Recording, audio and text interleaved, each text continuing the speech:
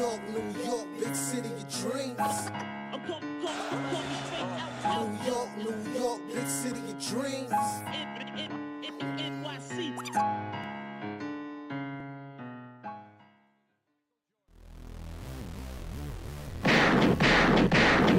What's going on? This is Jay Ellis from the Knick of Time show. Here to give you that Knicks talk just in the nick of time. And guess what, guys? The Knicks beat the Pacers with the fake ass All-Star 121-117. All right.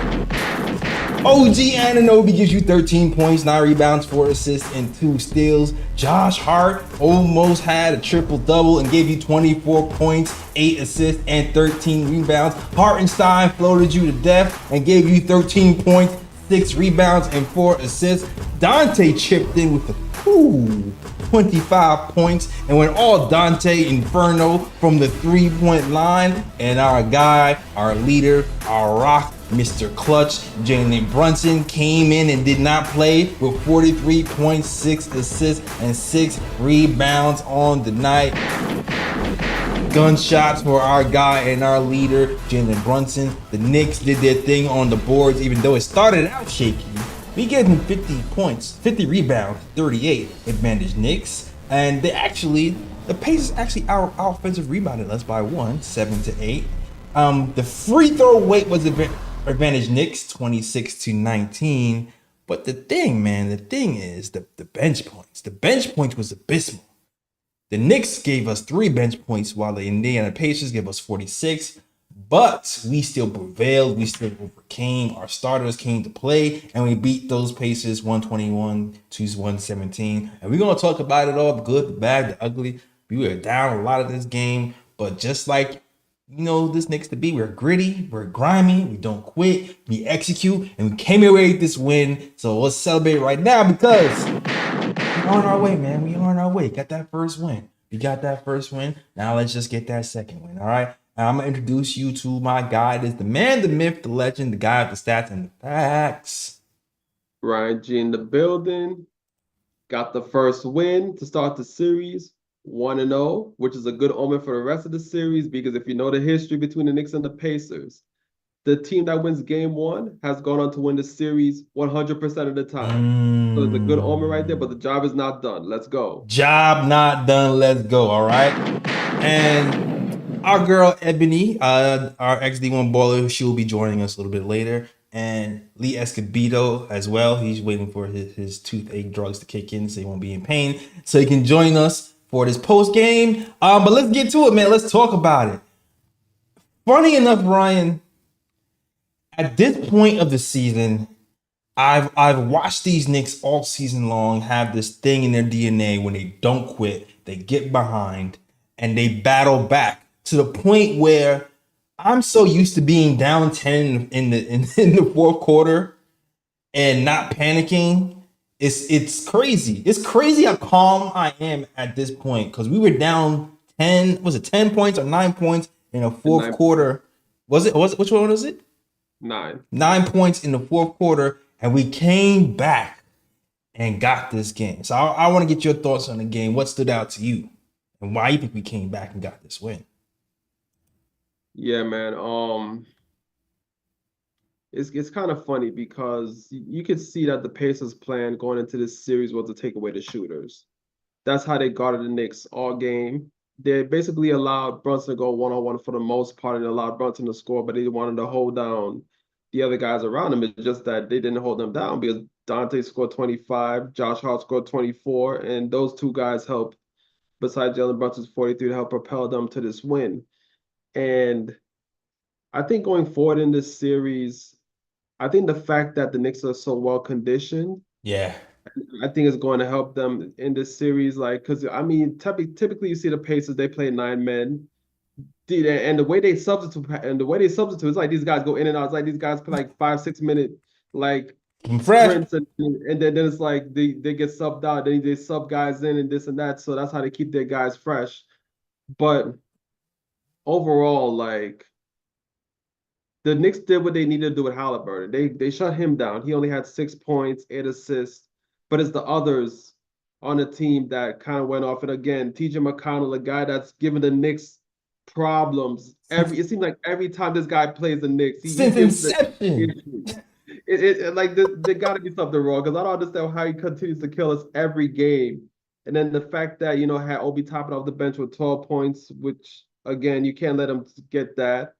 And Miles Turner, and this is where, because I remember during yesterday's podcast, I said I think the one concern I have for me is Miles Turner, just for the simple fact that he's a shooting big. And the Knicks, when the Knicks guard pick and roll, usually the big drops. Right. And that leads and that allows the big to get those open shots. And Miles Turner had a lot of those opportunities, and he was also killing them off the roll as well when he rolled to the basket, because when the Knicks switched, all of a sudden there was a mismatch, and Miles Turner was down low with like someone smaller than him, like Brunson or somebody like that. He was able to get easy baskets that way.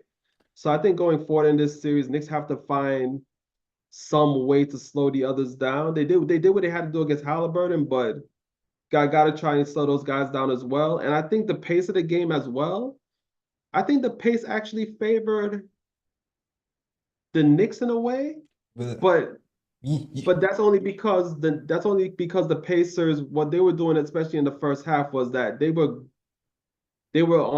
crashing the boards. So when you bring more guys to crash the board, that kind of slows down the pace because not many guys can run out and things of that nature. But the Knicks corrected the rebounding in the second half and imposed the will in the second half, and that's how they came back and win this game. You threw a lot of me, Ryan. You threw a lot of me at once. I gotta attack everything. Yeah. I don't even know where I'm gonna start, but I'm gonna hit everything. I have all the bullet points in my head. All right. First and foremost, I'm going to start out talking about the fake All-Star Haliburton versus Jalen Brunson. Jalen Brunson is absolutely incredible. I can't believe that ESPN, TNT, all these other guys try to convince me and the world that Haliburton is better than Jalen Brunson after what we watching during these playoffs and this season. Jalen Brunson is that true 1A star. And here's the thing. It shows tonight. It showed tonight in crunch time. Okay? Forget the fact that Haliburton had 6 points on the night and was a -12. All right? Bruh. Forget that. When the game is on the line, you have to make plays. You cannot be afraid of the moment. When the game was on the line for Haliburton, he turned the ball over. When the game was on the line of Haliburton, he passed the ball up to who? He passed the ball up to was it Neesmith? No, it wasn't Neesmith. Are you talking about Nimbard? What pass? He passed Nimbard ended up with the ball, the game on the line for a step back three that clanked off the back.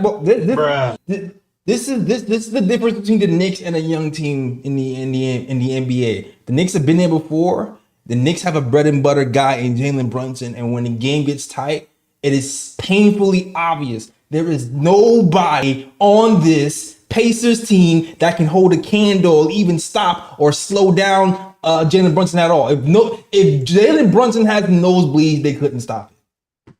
They couldn't. There's nothing they can do to stop anything to do with Jalen Brunson. Because when it came time to crunch time, he hit every freaking single shot. The only thing that slowed him down a little bit was a turnover.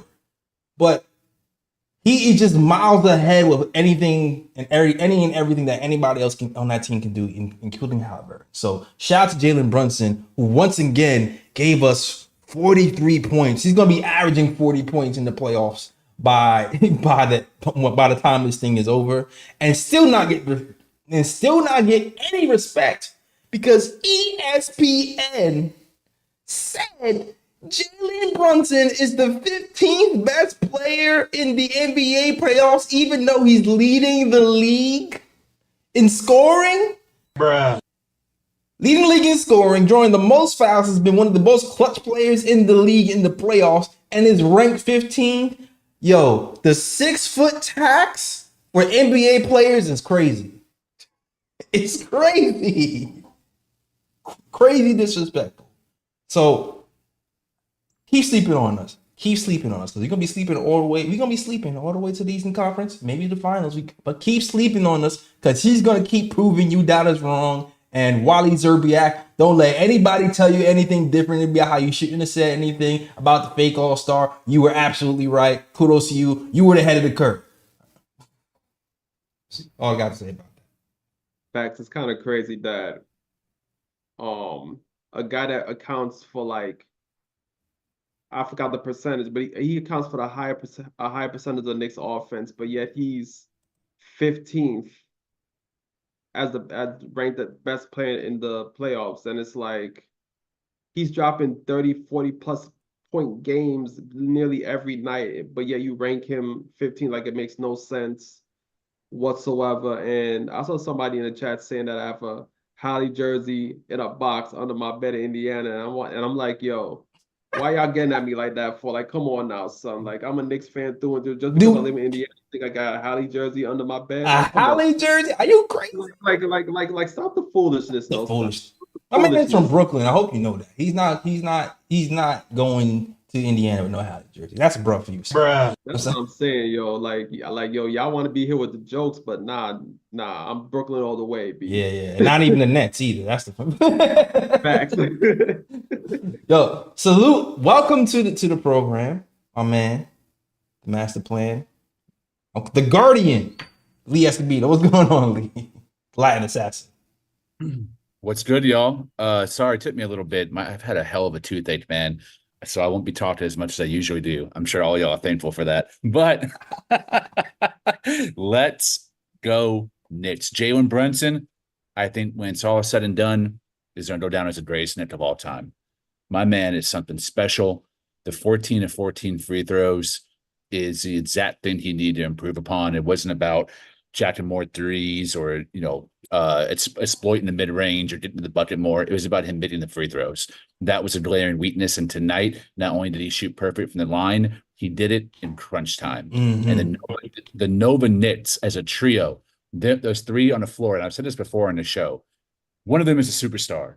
One of them is a best role player in the game. And the other one, in my opinion, in Devo, is an emerging all-star. But when all three share the floor together, they all three play like stars within their respective system and within their respective orbit of Brunson. And we are so lucky that Leon Rose recognized that and brought those guys to surround Brunson. I agree. And you know what? I just see perfect timing, Lee, man. Even when you're late, you're on time, all right? Perfect timing, because I just finished singing Jalen Brunson's praises. So it was good for you to come right in and just boom, leave with that. My only micro criticism, very small criticism, Jalen Brunson, is I feel like this can be DiVincenzo's best series. He's handed the Pacers a lot of problems in the regular season. And I think if we do some small screens and just give it to Devo to pop off from the three-point line, it's going to be problems. We finished with 12 threes taken in that first half. We should have gotten a lot more. We was a little bit too ISO heavy in the first half. We got better at it in the second half. But I feel like if we clean that up, we'll be fine, because there's going to be so much attention on Jalen Brunson in the scoring that I think is going to leave some room for DiVincenzo, especially if we do some small screens. And I give them credit for staying home on a lot of Jalen Brunson's drives. The thing about Jalen Brunson at this point is nobody can absolutely stop him. And because nobody can absolutely stop him, he's going to have to be even more judicious on when to ISO or when not to, because it can get really easy for you. But the thing about the thing, Jalen, you might want to be strategic about, even though you can score whenever you want to, is conserving your energy. So you might want to pick your spots and allow your other teammates to eat so you can conserve energy. And then when it's time for the fourth quarter, when you need that three and you're getting a lot of attention, you can kick it off to Devo like you did today. And Devo will hit that big three like he did today, because he's already gotten warmed up like he did in his third quarter when he scored 10 points in the third quarter for Devo. Yeah. Only my micro criticism of Jalen Brunson's game today. That's fair. Yeah. But other than that, phenomenal, all-star, MVP, best man on the floor by freaking far. All right. And there was some other things that we want to talk. You talked about the pick and roll stuff, but before I get to the pick and roll stuff, I want to get to Josh Hart. Yeah, let's talk about it. Let's get to freaking Josh Hart. I love that, man. Pause. I love, man, Josh Hart, Mr. Mike and Ike. You are amazing. I don't know what type of workout plan you do. I don't know why you're never tired and why you're always producing at this high rate without being tired. But this dude played 48 minutes today. The Knicks were being out-rebounded by halftime. He only had 2 offensive rebounds by halftime. And Josh Hart said, oh, word, hold my beer. Oh, he probably doesn't even drink beer right now. Hold my Mike and Ike's. Went out there and got 4 offensive rebounds in that second half. Went coast to coast numerous times. Two-handed dunking. Went 1,000,000 miles per hour and damn near won us the second half by himself. Just with his energy, his ball pressure. If he got the rebound, it was almost a guaranteed 2 points without running any offense. It was insane. And the fact that he scored 4 points within like a 3-second scan by getting an and one, missing the free throw, and getting the ball back and scoring it again. Like, Josh Hart is freaking phenomenal. Anybody who ever doubted Josh Hart, oh yeah, I want to open hand smack you in the face. I'm just saying, like, he's worth every penny. Shout out to Josh Hart. That's all I got to say. Facts. Yeah, Josh Hart had a phenomenal game.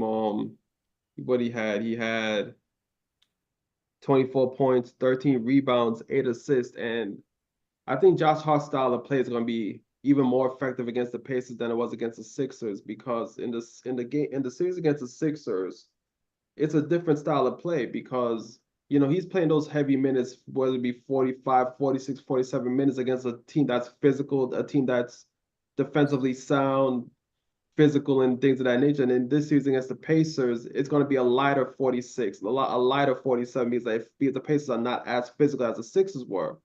And then on top of that, the way the Pacers play defense, because they're not as stout defensively as the Sixers, that allowed Josh Hart to go coast to coast sometimes and finish at the rim and things of that nature. Because, you know, when you're going up against the Sixers, you have to worry about Embiid in the paint and things of that nature. And you know, sometimes the way Embiid plays, yeah, he'll block your shot, but he'll also knock you down as well. With the Pacers, he doesn't really have to worry about that. He could just attack the rim. Even if Miles Turner is there, like he did sometimes in this game, he just put his body into Turner to try to prevent him from blocking the shot and was still able to finish at the rim. So I think he's going to be even more effective in this series against the Indiana Pacers, and I think you're going to see him wreak even more havoc in this series. I want to apologize for critiquing and lambasting Josh Hart earlier in the season. I was very harsh on him. I never advocated for him to be traded, but I did say I was open to him being traded, and that was a mistake. I need to own that L now, and I'm very grateful that I was wrong, and I'm very grateful that he's proved me wrong when it matters the most in the postseason. Yeah. I also reflect back on what Ebony said before the playoffs started in the preview, where she said Josh Hart is going to prove his worth in the postseason, and she was absolutely right. That was the case in 76ers series, and it's a case in this first game. This is the best playoff game of Josh Hart's career, and this is one of the best playoff games, I think, in Knicks history for a Knicks player. Josh Hart was unbelievable. Not only does he initiate a one-man fast break, maybe I can't name a player off the top of my head that's not a superstar that initiates a one-man fast break as good as him. He is unbelievable. Dog, he was reminding me of Russell Westbrook out there for a second. No, that's a great comp. I agree 100%. That's a fantastic comp. As well, he's also incredible at defending transition. The way that he positions his body to disrupt drives at the rim. If we didn't have that capacity, I think we would have gotten perhaps beaten in this game. But he was able to hit by himself, slow down their run and gun attack in the fourth quarter, and his pace caused the game to slow down, and that led to our advantage. I think when it became a grind out game in the last 6 minutes, that was absolutely, I knew at that point we were going to win. And that's because of Josh Hart. It's crazy how we've been like the best offensive rebounding team in the league for the entire year and the playoffs.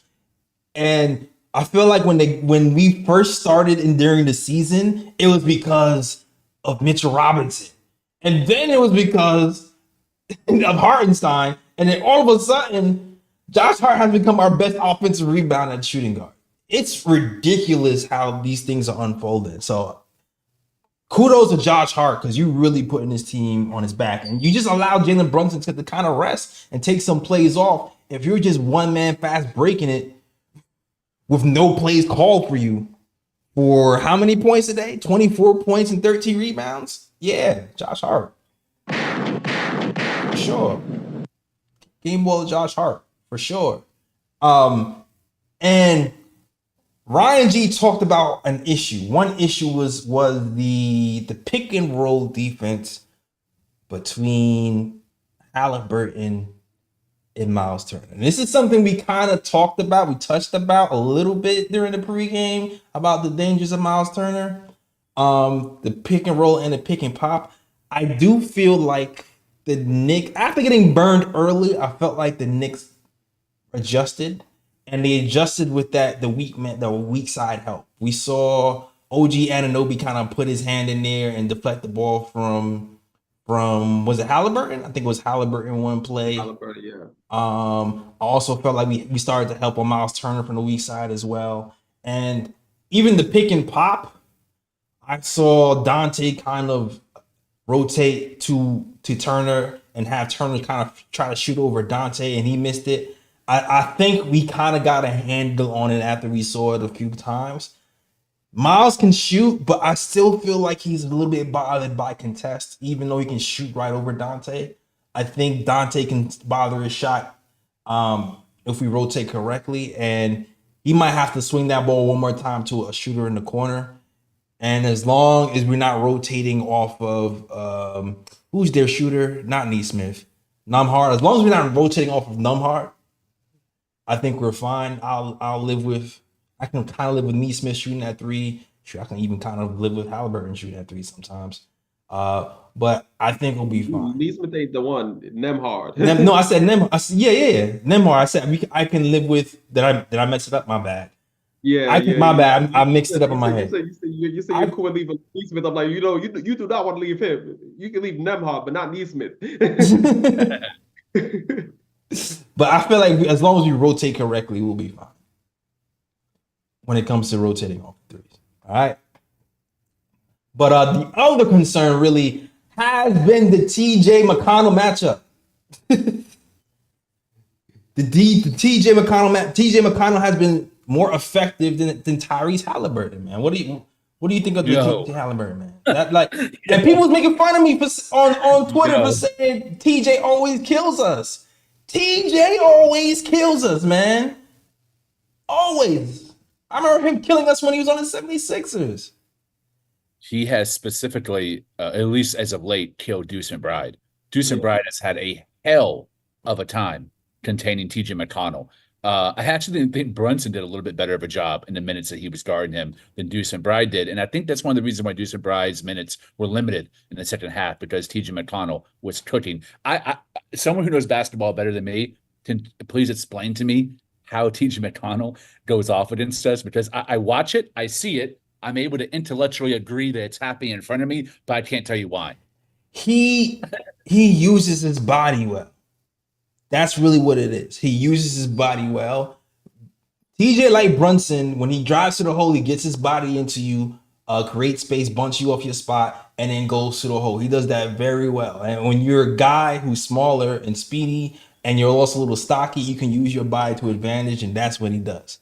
Deuce guards him like he has a jump shot. Deuce, he has no jumper. You do not have to play up on TJ McConnell like he's Steph Curry. You got to lay off that man sometime, but you can't lay off too much where he gets a running start, because that's the other thing. Because if you get a running start, then he gets your body into him, and now you pushed off the spot, then he can still get to the hole. You have to find that middle ground of laying off enough to kind of coerce him to shoot the jumper, but not too much where he's going to get a running start and then bump you off the spot so he can lay it up on you. But he keeps catching people with that same move. And I think Dante was probably the most effective guy defending him, but we need Dante because they've been Right. playing Haliburton and TJ at the same time, and we be getting in trouble that way.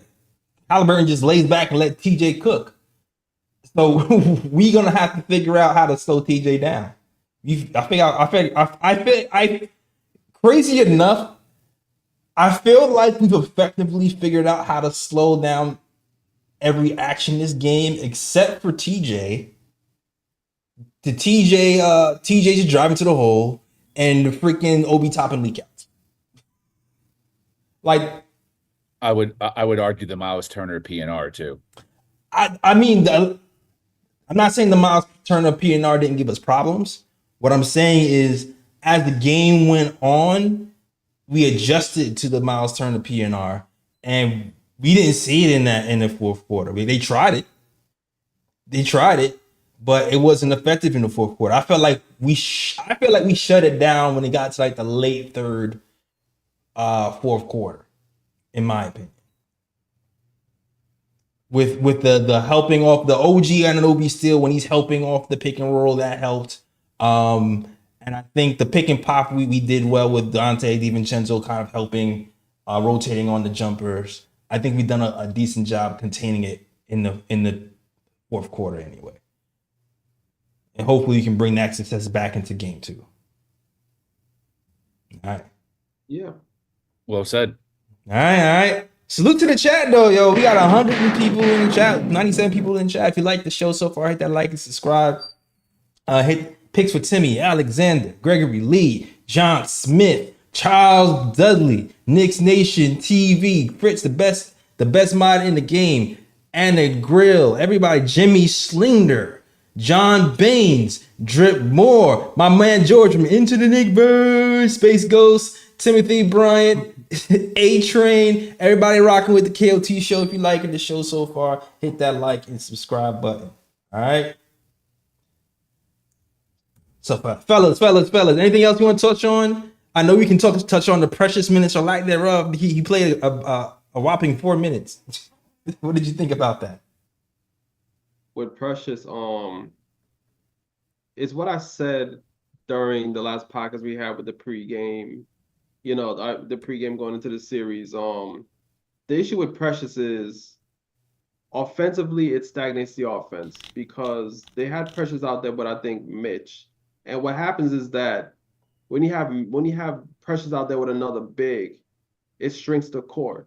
And when he was out there and Brunson tried to operate and try to get into the paint, the Pacers just packed the paint in the area where Brunson was trying to operate. So instead of Brunson seeing like maybe one guy or most two, now he's seeing 3 guys that's around and packing the paint. And that's the issue with having Precious on the court. And that's why Ebony's not here to defend it right now. So I'm probably going to have to defend it right now. But that's why I was like, okay, seeing how the Pacers play and how they play 9 guys and they have guys coming in and out the game, keeping them fresh.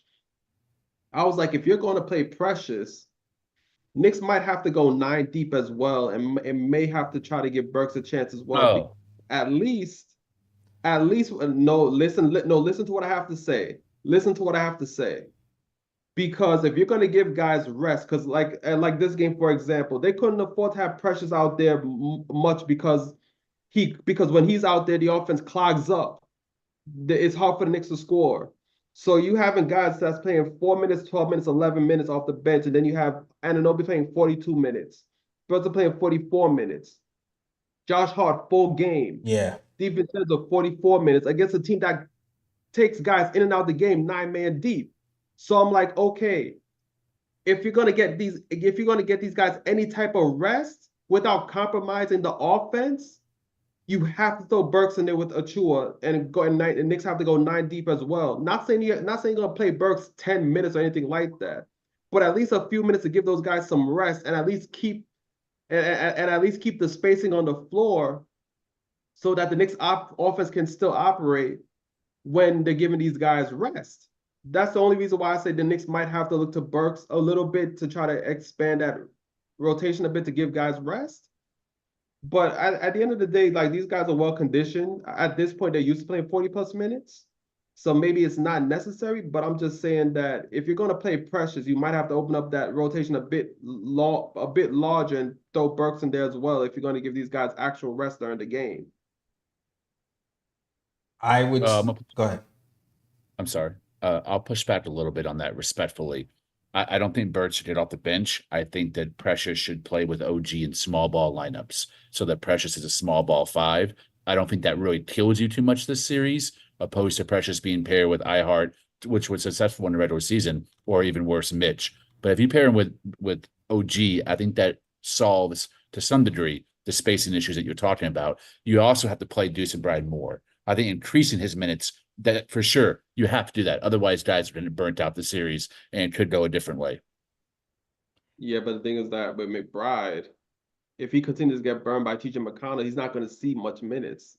That's the thing. So I understand what you're saying too as well, but with the Pacers also, the Pacers play kind of big as well. And we saw tonight, OG was guarding Siakam, and Siakam was kind of burning him a bit on some possessions just because Siakam has that little bit of size advantage over OG as well. So yeah, that's plausible. The Knicks can go small to incorporate pressures into the lineup, but at the same time, with the size the Pacers have, it's also problematic as well. So I mean, there's options, but you know, Thibs is gonna have to figure it out. I mean, he can go small sometimes and see and just switch everything and see how that works, or like I say, extend the bench a little bit if you really want to give guys some rest.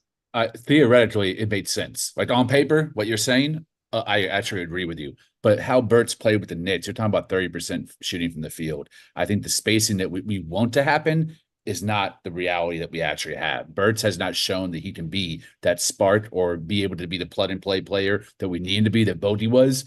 That we're missing Bodie a lot right now, and I don't think Burt's can fill that role because of the way that he was shooting during the regular season. It was at 30% from the field, I think almost 31% from 3. That's not going to cut it. Two things I would say. One thing I would say is Josh Hart played 48 minutes. It's crazy because he still had energy, so he's not human. I feel like he needs rest, but maybe you can say he missed a couple of free throws because he might have been a little bit tired. But I feel like when you talk about spacing, I feel like the spacing issues really depend on what Josh Hart you're getting that day. Today we got pump fake and drive Josh Hart, which was still amazing, right?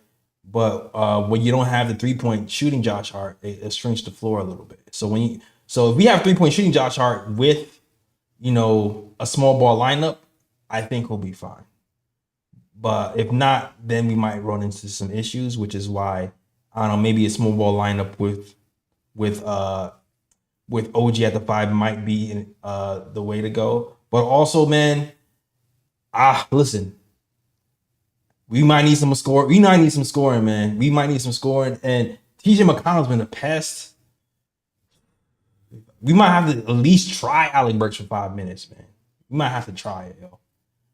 We might have to. And I think Brian G might have been the most adamant about not trading for Burks on the panel. So for him to say play Burks, we have reached what Ebony called desperational status. and I was the one who was the most for Alec Burks, and now I don't want him to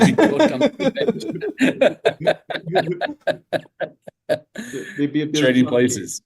Trust me, if Boyan was healthy, then this would even be a discussion right now. This would even be a discussion. Yeah, definitely. And it seems like Alec Burks' shoulder has been hurt, and that might be a big reason why he's been shooting the way he has been. I don't know why it still might be hurt to this day, but hopefully it's healed up because we actually might need him, because I'm not sure how sustainable it is to keep beating this team without any help from the bench. We're gonna need Deuce to at least show up for at least 2 games this series to win this series. At least give us at least a 15-20 point game.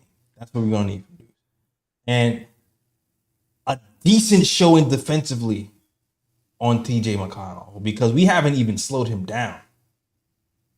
So that's really concerning. So for the game 2, slowing down McConnell and seeing if stopping that pick and roll with both Miles Turner and that pick and pop with Miles Turner isn't a fluke. Might be the goals for the next game. Pascal Siakam, he kind of got going in the fourth quarter. After I feel like OG did a really good job for him for like 3 quarters, and then the fourth quarter was like, nope. he kind of figured out something there. So hopefully he didn't figure out anything long term, and then OG just kind of figures it out long term and shuts him down as the series goes on. Because OG is a tough dude. He figures guys out systematically. He might figure out the new wrinkle to shut him down. That's how I see it at this point. Yeah, I think the interesting thing about the OG and Pascal Siakam matchup is the fact that they were former teammates. So it's kind of like they know each other's game almost.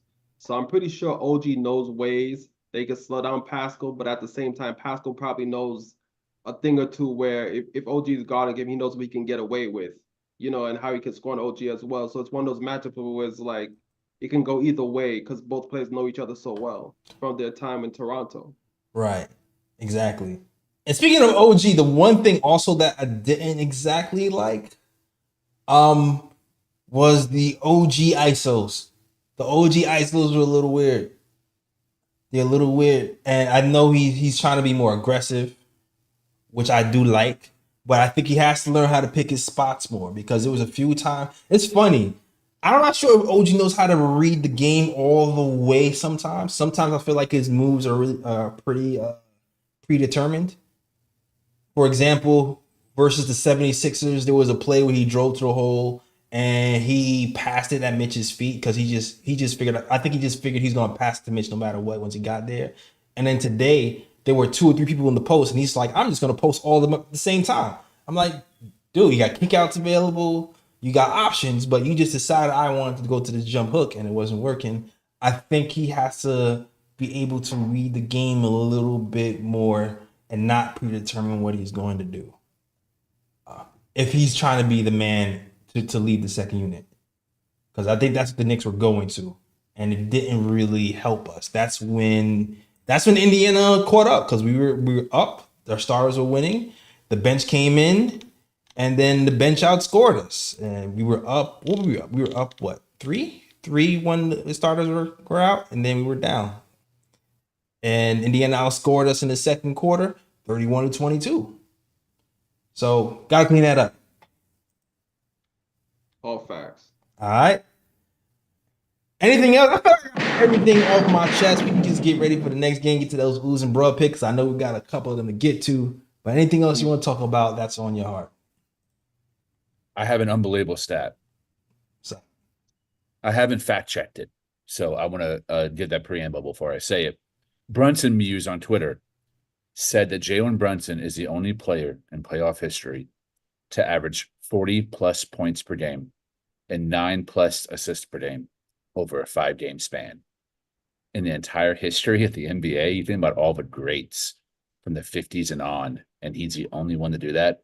That is mind-blowing. And he's ranked 15th by ESPN as the most impactful player in the playoff. Bruh. Basura, as Ryan G likes to say.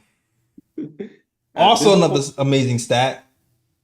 No one scored 40 in 4 games since Michael Jeffrey Jordan. Brunson is Jordan, damn it. Don't forget it. At this point, I just hope that all these publications, the media, etc. I want them to continue to hate on Jalen Brunson because all that's going to do is give him more fuel for the fire. So I'm like, yo, just keep hating on him because all you're going to do is make Jalen Brunson drop 40 every night. Exactly. Yep. Exactly. Every night. This dude is going to average 38 points a game in the playoffs, dude. There's nobody on the Pacers can slow him down. The only people who can remotely slow him down might be in the next round. Yeah. Like they're going to have to at some point double. It's going to happen, especially in crunch time. At some point, they're going to have to double. Otherwise, they're gonna risk looking like what's homie's name? He got fired on the Bucks.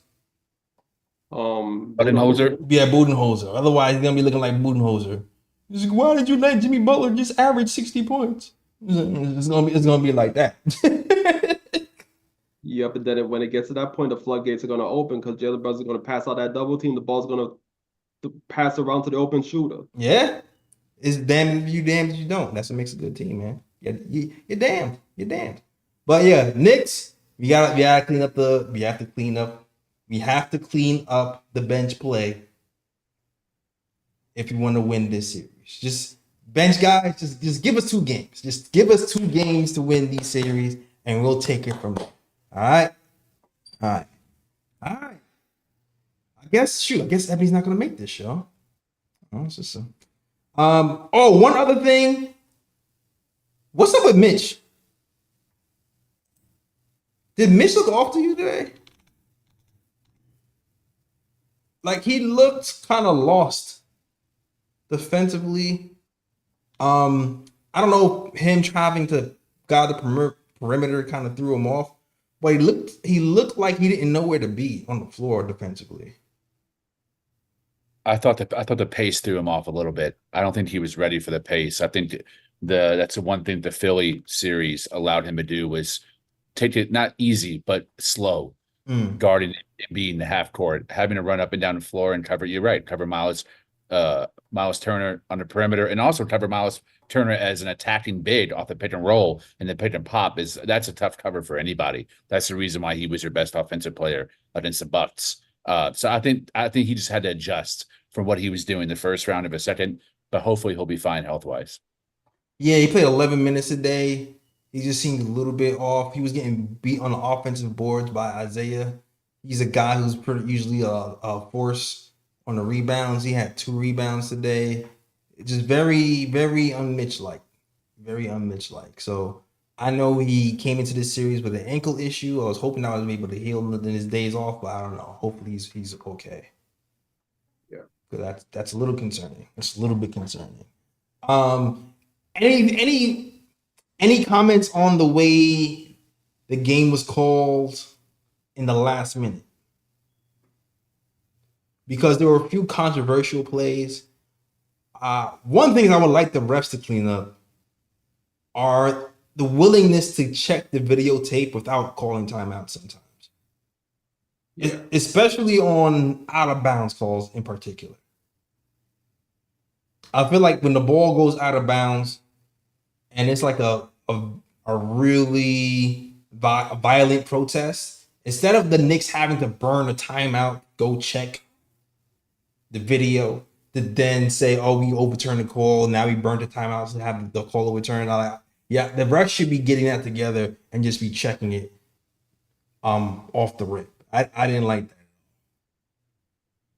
Yeah, I mean, there were definitely some questionable calls, especially the one where Brunson dribbled the ball off of Nemhard's foot and went out of bounds. I thought that was pretty clear cut, but the refs called that Pacers ball, and yeah, the Knicks had to burn a timeout as well. It's just, for me, the inconsistency, because granted, yeah, the Knicks got a foul with Brunson towards the end of the game where Nemhard was grabbing him, and they granted the Knicks that foul, and the Knicks got the technical free throw and got the ball back. But also early in the game, Nemhard was also grabbing Brunson, and they never called a damn thing. Especially in the backcourt when the Pacers were playing full court press.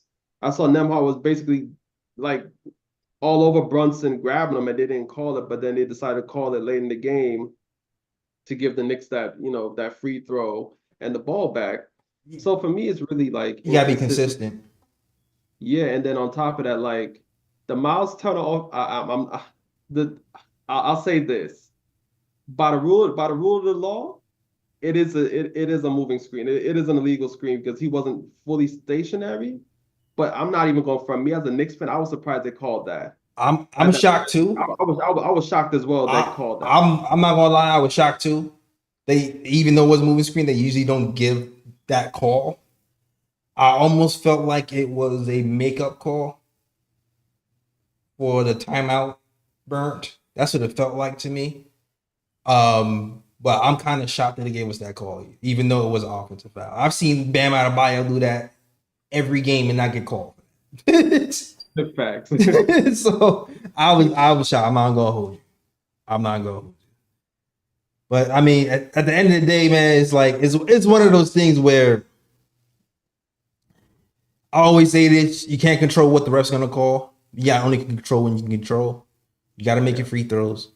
You got to execute. And you got to get the ball in the hands of the person who can make the play at the right time. At the end of the day, Knicks made the plays. You got the W. You got it to our all-star who was clutch in the fourth quarter. Did he miss? I don't think he even missed in the fourth quarter. And we fought our way back from 10 points, and we got that W. So shout out to these Knicks.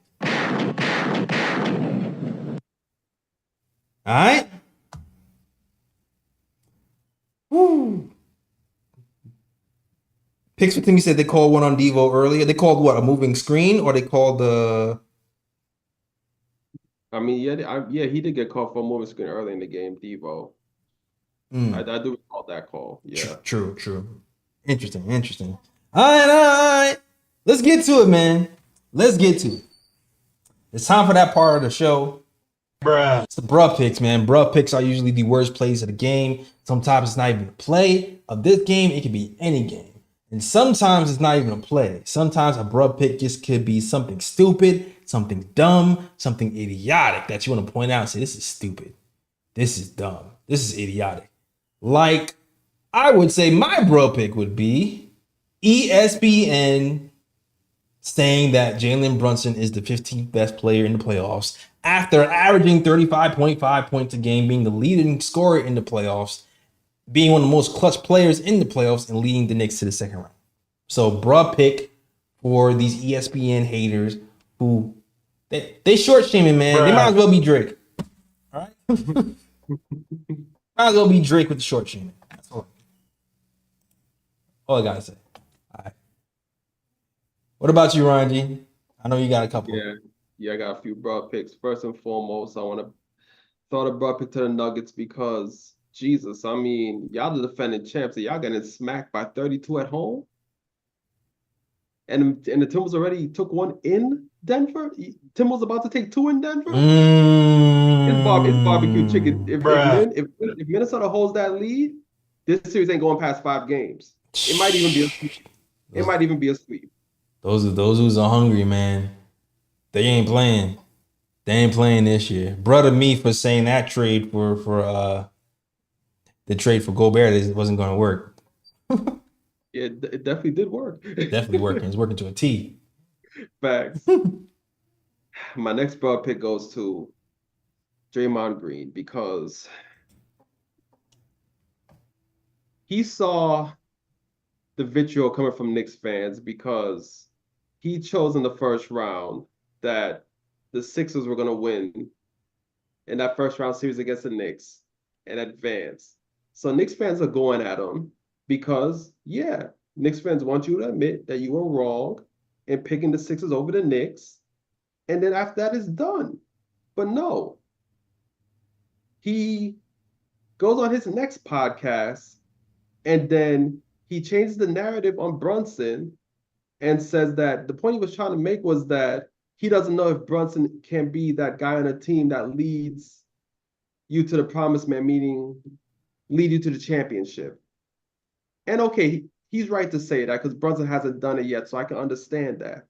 But it's like, dog, that's not the reason why Knicks fans were getting at you. Knicks fans were getting at you because you said the Sixers were going to win against the Knicks and advance, and that's not what happened. Then he changes up his story and says that he never said that the Knicks were going to lose in the first round. And he said that, matter of fact, the Knicks should make it to the Eastern Conference Finals. I'm like, dog, that's not what you said. That's not what you said. You said you picked the Sixers over the Knicks, so just admit you were wrong and keep it moving. But no, instead he wants to switch the narrative on Brunson, and then on top of that, switch up his story and act like he never said that the Knicks were going to get knocked out of the first round. Like, come on. Nah, Ryan, this is what he said. He said the Knicks were way easier to beat than the Celtics. He said like that. He said, exactly. That's what he said. And he backed Paul Reed. So for him to go that hard on how easy it was going to be for the 76ers to beat the Knicks, then to backtrack and play dumb like you're not caught in 4K on YouTube telling those lies. Big bruh for you, man. Big bruh for you. Right. You're ridiculous. I don't know why we feel like accountability. We're surprised that accountability escapes Draymond Green, but that has just been the story of his damn life, right? Him and Joel Embiid might as well be in the same boat, paddling together, because both of them don't take accountability for anything. Joel Embiid has never taken accountability for a playoff loss in his life, and Draymond Green, self-explanatory. Facts. And my next broad pick goes to Gilbert Arenas because, look, it's the playoffs. I understand you have to be available. Not much should be able to take you out of the game. But sometimes there's life events that happen where family is more important than the game. And even though you're in the middle of a playoffs, you have to be there for your loved ones to experience a once-in-a-lifetime event. So today, Gobert had his first child. He became a father for the first time today. Mm-hmm. He wanted to be there with his wife or girlfriend, I don't know if he's married or not, and wanted to see the birth of his first child and be there. That's something that happens a once-in-a-lifetime event. And then this jackass Gilbert Arenas is gonna come out and say how he should have been like, F the baby, it's the playoffs, it's game 2. And I'm like, bruh, come on, man. Like, you have to like as if this dude is like making some BS excuse to not play in the game. Like, it's a once-in-a-lifetime event. He's having it's the birth of his first child. He's just becoming a father, and you're gonna actually kind of, put him down because he's putting that over a playoff game. Like, come on, that's a once-in-a-lifetime event with family. Like, come on, son. Like, come on. At this point, I think he's trolling. But it's like, come on, man. Like, fuck them. F them kids. Oh man. But yeah, Gilbert Arenas get a bro for that because I don't know. This dude just says the most outrageous stuff, and I'm just like, he really does. Like, bruh. Really? Oh man. All right. Yeah, F them kids. I'm sorry. I'm joking. I'm joking. Oh man. Any bro picks, Lee? Yeah, I got a clip today. You got a clip. Oh, a clip. Oh. I actually have a couple of bro pits and a couple of oo pits. I'll do the oo pits first. Shout out the Knicks and the Timberwolves, the two worst teams of the last 20 years in the NBA. Two teams that were rife with bad ownership and front office dysfunction, terrible trades, terrible draft picks, terrible free agent signings. Both have a chance to make the finals, and both probably right now, I would say, look the best of their respective conferences. Is incredible that those two teams have turned it around, really mostly through organic development. Obviously, Minnesota had that huge trade with Gobert, and the Knicks had some trades with OG and Anunoby. But for the most part, it's really been developing and a focus on defense and continuity. So major props for two teams to turn it around that have been in markets that have been, again, completely dysfunctional. Also, Upit, my main man, Tony Banks. I'm wearing his shirt tonight. He sent this to me as a gift, and it says, life is better when the Knicks are good. And I agree with him. So I want to shout out my man, Tony Banks, for the merch, and I wanted to represent my TOT show wearing it. Shout out Tony Banks and bruh. Upit, yeah. Also, it was a beautiful thing to watch Clyde Frazier sitting next to Stephon Marbury. Yes! Watching Jalen Brunson. And this is my personal opinion. I know Mark Jackson gets a lot of love, and Mark Jackson's right up there. But to me, those are the three most talented point guards in Knicks history. Brunson, Marbury, and Walt Clyde Frazier. To see those two sitting together, representing two generations of former Knicks, watching the newest generation of awesome Knick, was a really beautiful thing. Now, I just, as someone who has, chronicled the history of a team, especially at point guard, that to me encapsulated where we are right now as a franchise. And it was great to see two former great point guards cheering on the newest one in the lineage. Really, only the Lakers and the Celtics can boast that type of generational talent and have those guys courtside, like former players, but no one has been doing it as of late better than New York. And it's one of the great things about being a part of this franchise when they're good, and they're very good right now. Yeah, it's been great seeing everybody on the sidelines. Ewing, was Wilson Chandler? I feel like everybody. Tim Thomas, everybody was there. It's been great seeing all those guys on the sideline.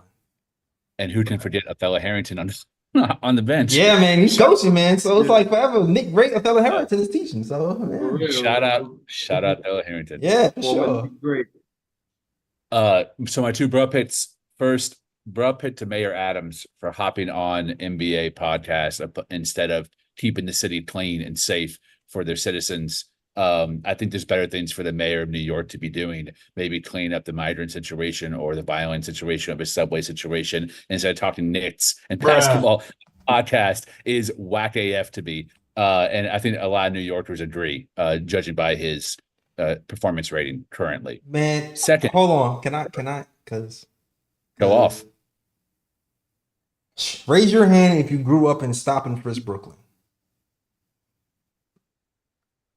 Stop and Frisk, Brooklyn is the most terrifying, atrocious, gut-wrenching, right-violating thing a human being has to go through. I had to live through that shit in the 90s and 2000s, and it was terrifying. It was terrifying getting stopped by police at 2 a.m. in the morning without them being identified, being pat down on the car, with and just being targeted just because I fit the description. And I'm pretty sure some people in the chat can agree to that. And it's kind of been proven that he's brought it back covertly, and he's been outed for that when he had an interview on the Breakfast Club. And the activists came over there and pretty much said, no, the FBI has done research, and they have said that you are, in fact, brought back Stop and Frisk in New York covertly. So for me, I could never support that, man. All skin folk and your kin folk. He looking real Uncle Ruckus in the light to me. So having him on a bruh, I would throw up in my mouth. Who's next? Rudy Giuliani? Hey, let's say Rudy Giuliani talked about Boston Celtics Knicks in the East Conference Finals. Yeah, that's a bruh and a bum pick for everyone involved. Next up, the commercials during these playoffs have been especially bad. I want to give a bruh pick to the top 3 worst commercials, which in my opinion is What a Pro Wants, which makes the OKC Thunder's SGA and Chet Holmgren look extra corny. They're already kind of a corny franchise. They're young. I'm not dissing that. But there's something about that team that just rubs me the wrong way, especially with all the interactions I've had with their fan base. It made sense that they are the way they are. The no flex zone. Bro, that's like, no flex.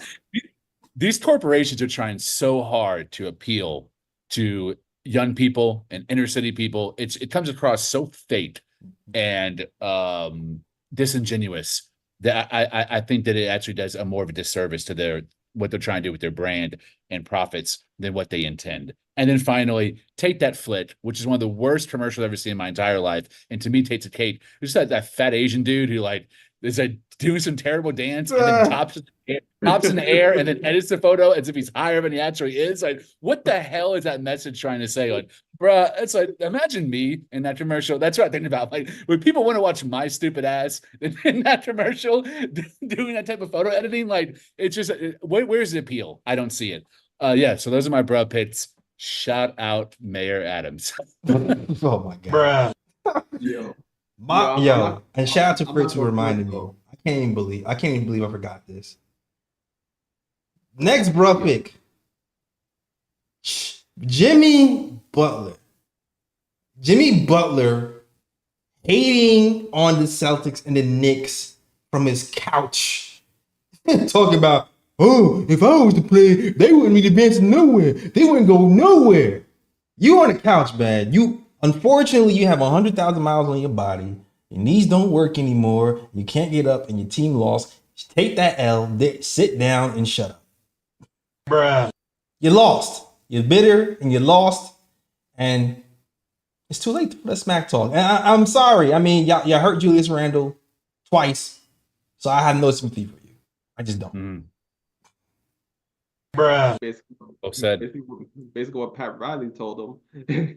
Yo, and that's not coming from me. That's coming from Pat Riley. All right, because Pat Riley pulled a 2024 version of Phil Jackson and scolded Jimmy Butler in public on a podium and told him, "Hey, shut up about the teams in the playoffs. If you have not made the playoffs and you're at home, you have no right to say anything." And my sentiment is correct. Like I agree. It's kind of blasphemous for you to even talk smack while you're in 1-2-3 Cancun.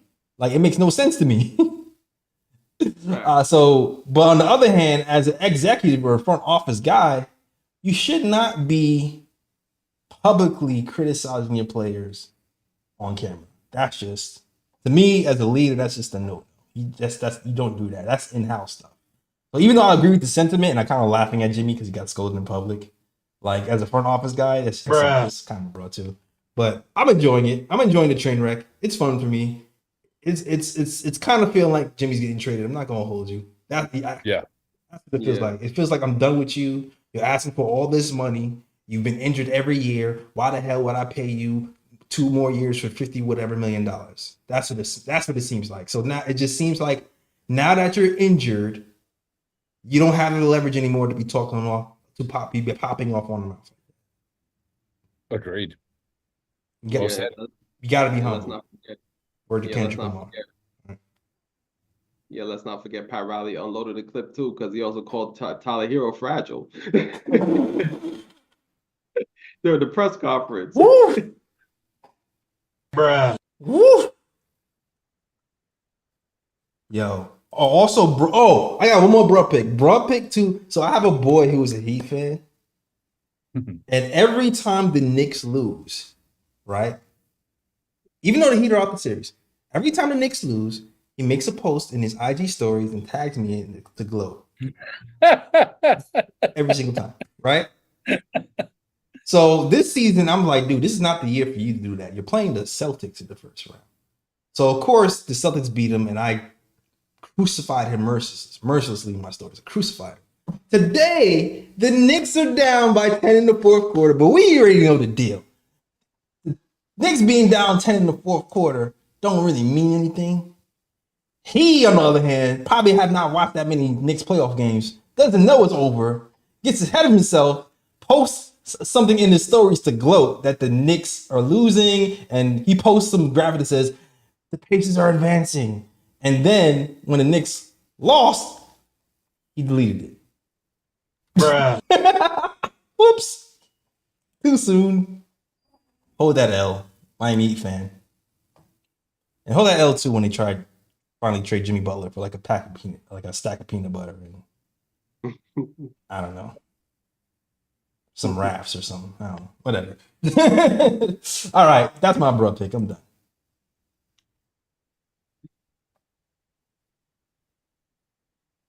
All right, that's the show. Thank you guys for watching. Sherwin said 91% of stop and frisk was black or Spanish people. That's a fact. Yep. Definitely a fact. That is a fact. It's a racist practice that a black man brought back. I concede Embiid and Butler on the Bucks. Yeah, it's the retirement home. I can see that. Anybody who can't play throughout the whole season, I can see them on the Bucks for sure.